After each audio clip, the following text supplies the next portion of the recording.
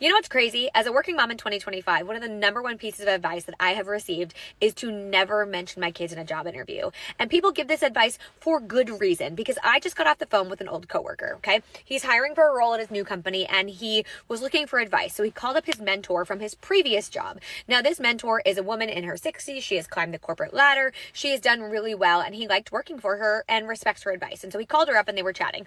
And she was asking him questions about the job and the candidates, etc. And at one point she said, do they have kids? And he really didn't think anything of it. And so he just said, yeah, I think one has a teenager, one didn't have kids, and the other one had young kids. And he went on to keep talking. And before he could, she said, okay, well, you can just take the one with young kids out of the pool for right now because you don't want to hire that person for this role. And she had no other reason for it other than the fact that this woman had young kids. And so therefore, she would not be as hardworking, as dedicated, as loyal to the job. So therefore, he should just remove her from the candidate pool, which is so insane. Obviously, it's illegal, but it is also insane. And it is so normal for this to happen. This bias is very, very real. This is the reason there is a motherhood penalty because people view parents, but especially mothers, as unreliable and less dedicated to work simply because they have children. And so often as women, we are told not to mention them. Do not bring up your kids as people will view you as a flight risk.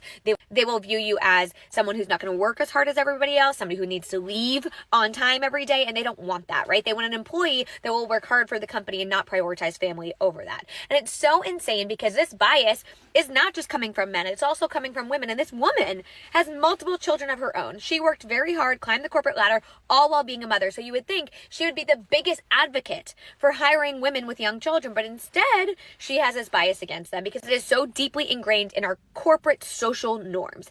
This is the reason the motherhood penalty exists. This is the reason women don't say they have kids in a job interview and they never disclose when they're pregnant. Because this bias exists, it is very real and it has such a negative impact on women. They get passed over for promotions. They're removed from candidate pools simply because they have children. They do not get salary increases in the way that men and fathers do. And while this disproportionately impacts women, which is why there's a motherhood penalty, men who are involved caregivers who bring up their children at work, who prioritize family at work are also penalized, right? They will be looked at differently in the workforce. There is bias towards them as well. And so even though this does disproportionately impact women, men feel the repercussions of this as well. Men are less likely to mention their children or to put their kids' baseball game on the calendar because they fear what that will mean for them in the workplace. This is so incredibly sad that this is still happening. And there's this idea that it doesn't happen, but it does. It is very, very real. It is happening all of the time. And we need to talk about it. We need to address it. Women and men should not have to hide the fact that they have children. That should not be something that is held against them in the workforce. It is insane to me. And in a country where we don't have affordable childcare,